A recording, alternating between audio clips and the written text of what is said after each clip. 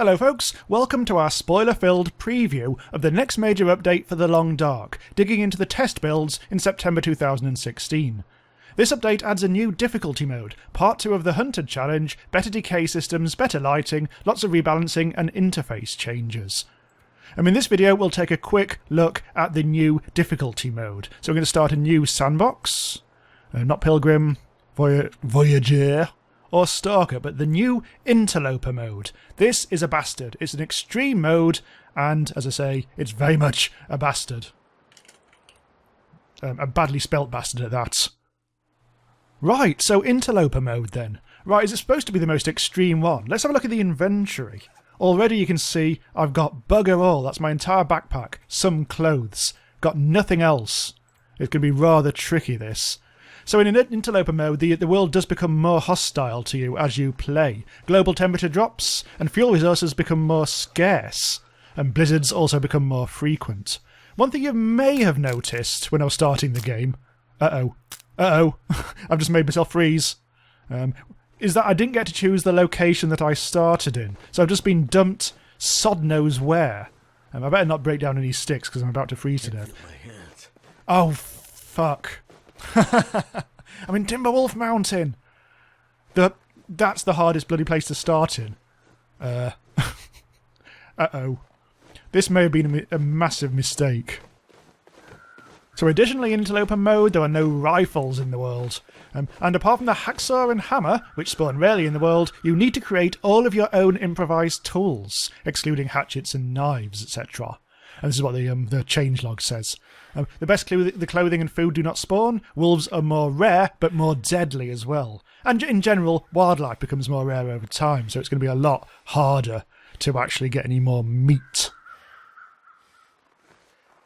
I think I've just started in the worst possible place. I'm slightly up in the air in the mountains, and Timberwolf Mountain really doesn't have any decent places to hide in, unless you go to the very top or the very bottom of the mountain, and I'm halfway in the middle.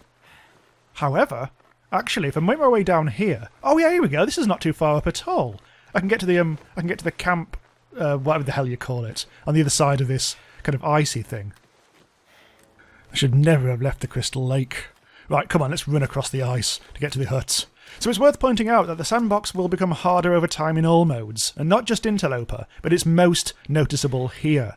And it's all tied into the concept of decay, where things become more scarce over time, to make sure that the survival in the game never actually gets trivial. Because it's very easy, once you're actually any good at the game, which I'm still not really, once you've actually got yourself settled and survived for a long time, it's not that difficult just to stay alive anymore, and you have to start setting yourself challenges. Well, that's all going to start changing, and because Sandbox is definitely going to be its own mode versus the story mode, which will happen at some point, and they've been keeping on putting that off. And so on, but yeah, so Sandbox is going to be very much its own thing. It's going to get harder as you go along, so it's not going to be just like the poorer cousin.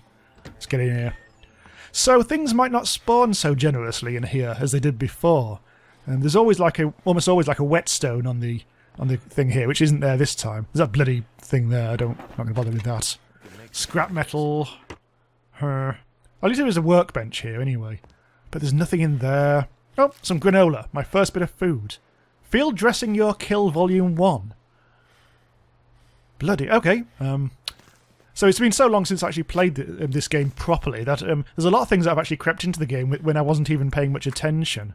So I haven't really played this game a lot with certain systems, such as skills and badges and whatever the hell, all the other stuff anyway. But at least I'm in a place with a bed, and I've found some hopefully warm clothes. Okay, let's see what's that. It's exact... Oh, hang on. Vest. Can I wear that as well? Yes, I can. That's good. That's him heating me up a little bit more. But yeah, I mean, the big problem here is, and I think I've already mentioned, is the fact that the absolute warmest stuff won't actually spawn anymore, and not in this mode. So that's a bit of a fucker. Meanwhile, let's see what we can actually craft with the very little we've got in our inventory. Can't craft a torch, can't craft a snare... Can craft a hook, but not a line. No. Well, obviously not these bloody things. You have to do a million things if you want to do that. Okay, so the fire is lit, put lots of fuel on it, and I've had a quick sleep. But now let me just show you the updated resting and passing time menus. You can still go to the bed and choose either sleep or pass time. You don't, obviously in pastime mode, you don't get the benefits of sleep.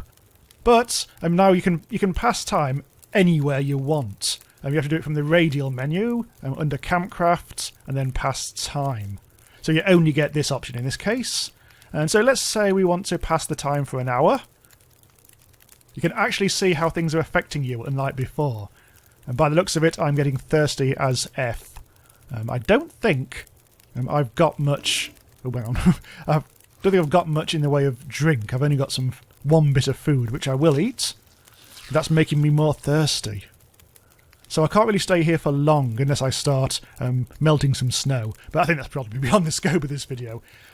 Yep, so that's the new rest and passing time interface. All very useful if you're, for instance, halfway up a mountain, wanting to recover some stamina when climbing a rope, but you don't obviously have access to a bedroll. There are a few other things to mention about the new updates. There's an exploit fixed with the wolf decoy. So if you've been taking advantage of that, you can't. I've never used it, I've never even heard of it, so I won't explain that further. If you know about it, well, now you know that you can't use it anymore. There's also some beachcombing gameplay being added. So if you're on a coastline, there's now open water, and some things occasionally will wash up there. But of course, you can still fall through thin ice, and bad shit will happen. Instant hypothermia, and your clothes will be wet, unsurprisingly. Apparently, they've also added 2 new skills: archery and mending. So the more you do, the better you get. God, finding plenty of newsprint, but pretty much bugger all else. There's just nothing here. It's so mean in this mode. There's just hardly anything spawning. Well, there's plenty of deer, but not necessarily for long. So as I mentioned at the top of the video, one other thing they've added is the Hunted Part 2. They've finally added the sequel to the Hunted Part 1 challenge, where you had to run away from a bear. The only caveat is that you actually have to complete Part 1 before you're allowed to do Part 2. So, if you haven't completed the first one like me, you're kind of buggered, and you'll have to actually get back onto the horse, so to speak. Just gonna break the bench. Fuck the bench! So yes, there's plenty of other tweaks and balance changes and stuff like that in the upcoming update, which should drop very soon. It's been testing for like over a week now.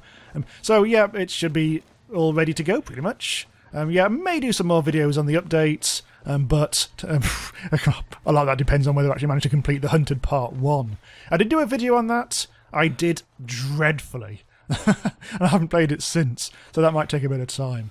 Okay, so thanks for watching. This has been Jamie from randomizeuser.com. Subscribe for potential more Long Dark stuff and a lot more besides. And see you next time, as I run off to die.